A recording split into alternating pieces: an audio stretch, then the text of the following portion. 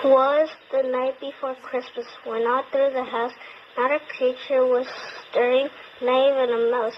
The stockings were hung by the chimney with care, in hopes that St. Nicholas soon would be there.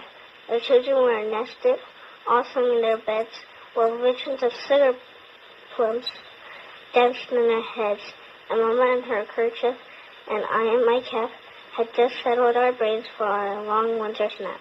When out on the lawn there arose such a clatter, I sprang from the bed to see what was the matter. Away to the window I flew like a flash, tore open the shutters, and threw up the sash.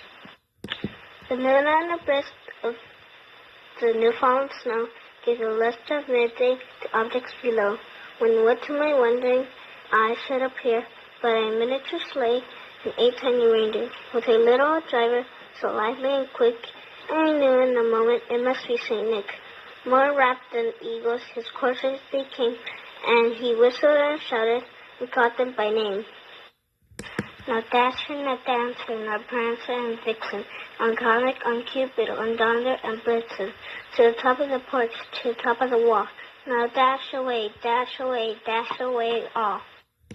As dry leaves snap before the wild hurricane fly, when they meet with an obstacle, mount to the sky. So up to the housetop the coursers they flew, with a sled full of toys and St. Nicholas too. And then in a twinkling I heard on the roof the prancing and pawing of each little hoof.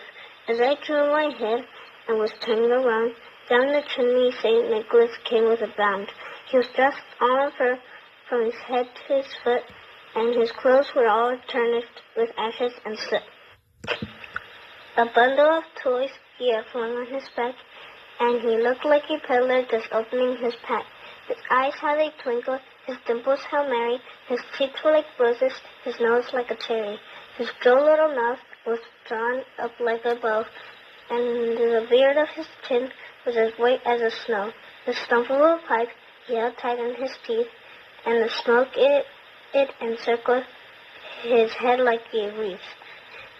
He had a broad face and a little round belly that shook when he laughed like a bowl full of jelly.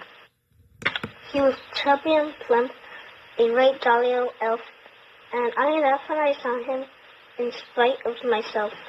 A wink of his eye and an eye twist of his head soon gave me to know I had nothing to dread. He spoke not a word, but went straight to his work, and filled all the stockings, then turned with a jerk, and laying his finger aside of his nose, and giving a nod, up the chimney he rose.